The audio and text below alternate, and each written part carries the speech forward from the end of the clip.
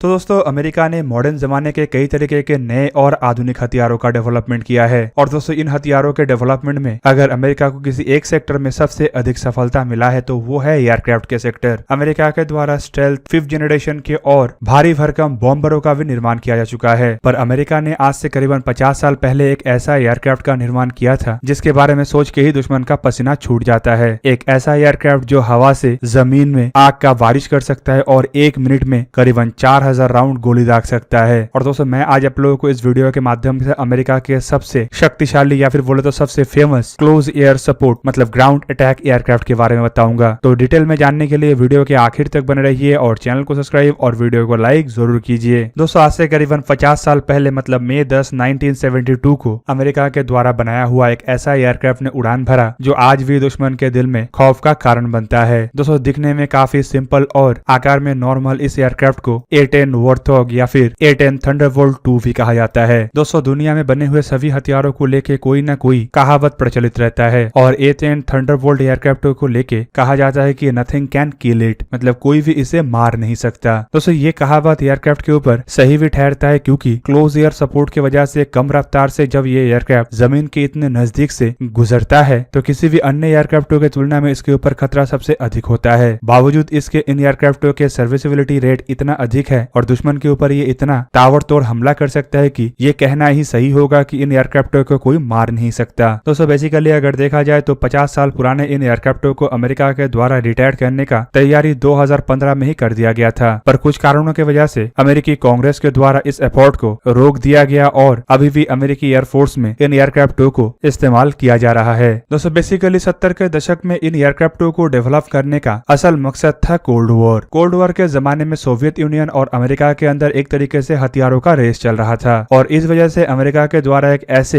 Aircraft का निर्माण किया गया जो क्लोज एयर सपोर्ट दे सके और ग्राउंड में सोवियत टैंकों को तबाह कर सके। दोस्तों बेसिकली A-10 थंडरबोल्ट को वॉर्थॉग या हॉग भी कहा जाता है और ये एक single seated twin turbofan engine वाला एक स्ट्रेट विंग जेट एयरक्राफ्ट है जिसे की अमेरिकी कंपनी फैचाइल्ड रिपब्लिक के तरफ से निर्माण किया गया था। दोस्तों इन एयरक्राफ्टों के नामकरण के पीछे भी एक बहुत बड़ा कहानी है और बेसिकली इन एयरक्राफ्टों का नामकरण द्वितीय विश्व युद्ध के एक famous fighter bomber aircraft Republic P-47 Thunderbolt के नाम पे ही रखा गया था। दोस्तों A-10 एयरक्राफ्टों को अगर देखा जाए तो इसे क्लोज एयर सपोर्ट के लिए ही स्पेशली डिजाइन किया गया था ताकि दुश्मन के सैनिकों के साथ लड़ाई के दरमियान इन एयरक्राफ्टों का इस्तेमाल करके हवा से जमीन में सपोर्ट दिया जा सके। और दोस्तों ऐसे कार्रवाई के लिए एयरक्राफ्टों को हवा से जमीन में मार करने वाले हथियारों से लैस होना तो चाहिए ही, साथ में एयरक्राफ्टों को कम स्पीड में जमीन से लग के उड़ने का क्षमता भी होना चाहिए। दोस्तों ऐसे में एयरक्राफ्टों के ऊपर हमला होने का भी काफी अधिक डर रहता है और खास करके सरफेस टू एयर मिसाइल नहीं बल्कि गन फायर से एयरक्राफ्ट के नुकसान पहुंचने का खतरा रहता है। इस वजह से एयरक्राफ्ट को ऐसा होना चाहिए कि ये ऐसे स्मॉल आर्म्स या फिर हैवी और मीडियम मशीन गन के वार को भी झेल सके और अपने पायलट को भी प्रोटेक्ट रख सके। दोस्तों A-10 एयरक्राफ्टों के अगर डेवलपमेंट के इतिहास को देखा जाए तो एयरक्राफ्टों के फर्स्ट फ्लाइट 10 मई 1972 को हुआ था लेकिन इसे अमेरिकी एयरफोर्स में अक्टूबर 1977 में शामिल किया गया था और तब से लेके अब तक इन एयरक्राफ्टों ने कई सारी लड़ाइयों में अपना भूमिका निभा चुका है जिनमें गल्फ वॉर मतलब ऑपरेशन डेजर्ट स्टॉर्म से शुरू करके इराक द्वारा कुवैत के ऊपर कब्जा करने के बाद अमेरिका के द्वारा निभाया गया भूमिका में भी A-10 थंडरबोल्ट 2 ने भी अपना प्रमुख भूमिका निभाया था। एयरक्राफ्टों ने अपना प्रमुख भूमिका अफगानिस्तान इराक में लड़े गए लड़ाई और हाल ही के मिडिल ईस्ट में हुए आतंकी विरोधी लड़ाइयों में भी निभाया। इवन दोस्तों एयरक्राफ्टों के डेवलपमेंट के इतिहास में जब पहले एयरक्राफ्टों को बनाया जा रहा था तो इसे YA-10B नामक एक प्रोटोटाइप के रूप में बनाया जा रहा था जो कि ट्विन सीटेड प्रोटोटाइप था पर इसका सिर्फ एक ही वेरिएंट आखिरकार बनाया गया जो कि एक सिंगल सीटेड A-10A नाम से पहचाना जाता है। दोस्तों 2005 में इन एयरक्राफ्टों को अपग्रेड करने का भी एक प्रोजेक्ट रखा गया था ताकि इन एयरक्राफ्टों को A-10C कॉन्फ़िगरेशन में तब्दील किया जा सके जिसके लिए एयरक्राफ्ट में नए एवियोनिक्स और इक्विपमेंटों के साथ साथ प्रिसीजन गाइडेड हथियारों को भी लगाने का बात कहा गया था। पर तब तक अमेरिका के द्वारा F-35 लाइटनिंग 2 जैसे एयरक्राफ्टों को अपने बेड़े में शामिल करने के लिए बड़े मात्रा में इन्वेस्टमेंट किया गया था। इवन तब तक यह भी अंदाजा लगाया जा रहा था कि A-10 जैसे एयरक्राफ्टों को F-35 जैसे एयरक्राफ्टों के द्वारा रिप्लेस किया जाएगा पर 2017 के रिपोर्ट के मुताबिक अमेरिका के द्वारा फिलहाल इन एयरक्राफ्टों को रिप्लेस करने का कोई भी प्लान नहीं है और एयरक्राफ्टों के सर्विस लाइफ को बढ़ा के 2040 तक किया गया जिसके लिए एयरक्राफ्ट के विंग रिप्लेसमेंट किया गया है। मतलब अभी भी करीबन 2 दशक तक इन एयरक्राफ्टों को अमेरिकी बेड़े में इस्तेमाल किया जाएगा। दोस्तों एयरक्राफ्ट के प्रोडक्शन इतिहास को अगर देखा जाए तो 1977 में एयरक्राफ्टों को बेड़े में शामिल तो किया गया लेकिन एयरक्राफ्टों के प्रोडक्शन 1972 में ही शुरू हो गया था और 1984 तक इन एयरक्राफ्टों को अमेरिका के फ्रेचाइल्ड रिपब्लिक के द्वारा निर्माण किया गया और कुल मिला के 716 ऐसे एयरक्राफ्टों का निर्माण हुआ था। दोस्तों एयरक्राफ्टों के अगर स्पेसिफिकेशन को देखा जाए तो मैं आप लोगों को पहले ही बता चुका हूँ कि ऐसे एयरक्राफ्टों को ऑपरेट करने के लिए सिर्फ एक क्रू मेंबर का आवश्यकता होता है, जबकि एयरक्राफ्ट का जो लंबाई है वो करीबन 16.26 मीटर मतलब 53 फीट 4 इंच है। एयरक्राफ्ट का विंग स्पैन करीबन 17.53 मीटर मतलब करीब करीब 57 फीट 6 इंच के आसपास है और इसका हाइट 4.47 मीटर मतलब 14 फीट 8 इंच के आसपास है। जबकि इस डायमेंशन के होने के बावजूद भी एयरक्राफ्ट के कुल विंग एरिया काफी कम है, जिससे आप लोगों को पता चल जाएगा कि ये एयरक्राफ्ट किस तरीके का डिजाइन है। रिपोर्टों के मुताबिक एयरक्राफ्ट का विंग एरिया 47 मीटर स्क्वायर मतलब 506 स्क्वायर फीट के आसपास है। एयरक्राफ्ट का जो एम्प्टी वेट है वो करीबन 11,321 किलोग्राम है और इसका ग्रॉस वेट 13,782 किलोग्राम है। क्लोज एयर सपोर्ट मिशन में एयरक्राफ्ट का टोटल वेट 21,361 किलोग्राम है, जबकि इसके एंटी आर्मर मिशन के दरमियान इसका वजन 19,083 किलोग्राम होता है। जबकि दोस्तों एयरक्राफ्ट का जो मैक्सिमम टेक ऑफ वेट है वो करीबन 22,700 किलोग्राम है और एयरक्राफ्ट के फ्यूल कैरिंग कैपेसिटी भी करीबन 4,990 किलोग्राम के आसपास है। दोस्तों एयरक्राफ्ट में दो जनरल इलेक्ट्रिक के TF-34 GE-1000 टर्बोफैन इंजन का इस्तेमाल किया गया है, जिनमें से हर एक इंजन का क्षमता करीबन 9,065 पाउंड फोर्स या फिर 40.32 किलोन्यूटन है। दोस्तों इन एयरक्राफ्टों के परफॉर्मेंस को अगर देखा जाए तो आपको पता चलेगा कि ये एयरक्राफ्ट मैक्सिमम सी लेवल में 381 नॉट मतलब करीब करीब 706 किलोमीटर पर आवर के रफ्तार से उड़ान भर सकता है, जो एयरक्राफ्ट के रूप में काफी कम रफ्तार है। दूसरी तरफ अगर इसका क्रूजर रफ्तार के बारे में आपको पता चलेगा तो आप हैरान हो जाएंगे। एयरक्राफ्टों के क्रूजर रफ्तार करीबन 300 नॉट मतलब 560 किलोमीटर पर आवर है, जबकि इसका स्टॉल स्पीड मतलब कम से कम जितने स्पीड में उड़ान भर सकता है वो है करीबन 220 किलोमीटर पर आवर मतलब सिर्फ 120 नॉट। दोस्तों एक अटैक एयरक्राफ्ट होने की वजह से इन एयरक्राफ्टों के कॉम्बैट रेंज भी काफी कम है और रिपोर्टों के मुताबिक ये रेंज करीबन 220 नॉटिकल माइल मतलब करीब करीब 400 किलोमीटर है, जबकि इसका फेरी रेंज मतलब अगर ये लगातार उड़ान भरता है तो कम से कम 2240 नॉटिकल माइल मतलब 4150 किलोमीटर तक आसानी से उड़ान भर सकेगा। जबकि दोस्तों इन एयरक्राफ्टों के रेंज को किलोमीटर में नहीं बल्कि कितने समय तक उड़ान भर सकता है उसके ऊपर भी जांचा जाता है और रिपोर्टों के मुताबिक ये करीबन 1.88 आवर मतलब करीब करीब 2 घंटे तक लगातार उड़ान भरने में सक्षम है। एयरक्राफ्टों के अगर जमीन से ऊंचाई की तरफ जाने का क्षमता को देखा जाए तो आपको जानकारी के लिए बता दूं कि इन एयरक्राफ्टों के सर्विस सीलिंग मतलब सबसे अधिक ऊंचाई में जाने का क्षमता करीबन 45,000 फीट या फिर 13,700 मीटर है, जबकि इसका रेट ऑफ क्लाइंब मतलब ऊपर की तरफ चढ़ने का क्षमता भी करीबन 6,000 फीट पर मिनट या फिर 30 मीटर पर सेकंड है। दोस्तों एयरक्राफ्ट के अगर हथियारों को देखा जाए तो आप अचंभित हो जाएंगे कि एक एयरक्राफ्ट में कैसे इतने हथियारों को लगाया जा सकता है। इस एयरक्राफ्ट का सबसे प्रमुख या फिर बोले तो सबसे घातक हथियार है इसका मेन गन, जो कि एक 30 मिलीमीटर के GAU-8A एवेंजर रोटेटरी कैनन है और इसमें इनिशियली करीबन 1174 राउंड एमुनेशन रहता है। दोस्तों इस गन का खासियत के बारे में बता दूं कि ये एक बैरल वाले या 2 बैरल वाले गन नहीं है बल्कि 7 बैरल वाले इलेक्ट्रॉनिकली कंट्रोल एक ऐसा गन है जो 1 मिनट में 3900 राउंड एमुनेशन को दाग सकता है और वो भी करीबन 3224 फीट पर सेकंड के मजल वेलोसिटी के साथ। इवन इसका इफेक्टिव रेंज भी करीबन 4000 फीट या फिर कहे तो 1222 मीटर तक है। मतलब ओवरऑल अगर इस गन का इस्तेमाल करके अगर किसी आर्मर्ड व्हीकल के ऊपर हमला किया जाता है तो व्हीकल का परखच्चा उड़ना तो एक नॉर्मल बात होगा। दोस्तों ये एक मेन गन के अलावा इस एयरक्राफ्ट में करीबन 11 हार्ड पॉइंट है, जिसके सहारे ये 7260 किलोग्राम के पेलोड को लेकर उड़ान भर सकता है और ये जो 11 हार्ड पॉइंट है इनमें से 8 अंडर विंग होता है, मतलब हर एक विंग के नीचे 4-4 हार्ड पॉइंट है, जबकि इसके फ्यूसलाज के नीचे टोटल 3 हार्ड पॉइंट है। दोस्तों इन हार्ड पॉइंटों में ये एयरक्राफ्ट हाइड्रा 70 जैसे 70 मिलीमीटर के रॉकेट के साथ साथ एयर टू एयर मिसाइल के रूप में M9 साइडवाइंडर और एयर टू ग्राउंड मिसाइल के रूप में AGM-65 जैसे मिसाइलों को कैरी कर सकता है। और अगर बॉम्ब्स को देखा जाए तो ये मार्क 80 सीरीज के unguided iron bomb, mark 77, BLU-1, BLU-27V, CVU-20, रॉकाई 2, BL-755, CVU-52, 58, 71, 87, 89, 97 जैसे क्लस्टर बॉम्ब को कैरी कर सकता है और साथ में नया जनरेशन के PVA सीरीज के लेजर गाइडेड बॉम्ब और सबसे घातक जॉइंट डायरेक्ट अटैक एमुनेशन मतलब JDAM जैसे बॉम्ब्स को भी कैरी कर सकता है। दोस्तों इन एयरक्राफ्टों में इसके अलावा भी कई तरीके के अन्य इक्विपमेंटों को लगाया जा सकता है, जिनमें फ्लेयर, इंफ्रारेड डेकॉय और चैप सिस्टम पॉड्स के द्वारा और AN/ALQ-131 या फिर AN/ALQ-184 electronic counter measure pod, Lockheed Martin के स्नाइपर XR और लाइटनिंग टारगेट पॉड और ड्रॉप टैंक शामिल है। एविएशन को अगर देखा जाए तो इन एयरक्राफ्ट में AN/AAS-35 लेजर रॉकेट पॉड का इस्तेमाल किया गया है, जबकि इसमें हेड ऑफ डिस्प्ले जैसे इक्विपमेंट 2 को भी इस्तेमाल किया गया है। कुल मिला के अमेरिका की तरफ से निर्माण किया हुआ थंडरबोल्ट 2 या फिर बोले A-10 वॉर्थॉग को एक बेहतरीन air to ground attack aircraft के रूप में पहचाना जाता है और शायद ही दुनिया के किसी अन्य देश के पास इसके जैसे इतना ताकतवर air to ground attack aircraft हो। तो दोस्तों ये था आज का वीडियो। अगर आपको वीडियो अच्छा लगा तो उसे लाइक कीजिए और मेरे चैनल को सब्सक्राइब कीजिए और साथ में बना हुआ बेल आइकन को भी प्रेस कर दीजिए ताकि आप मेरा वीडियो देख पाए सबसे पहले। जय हिंद।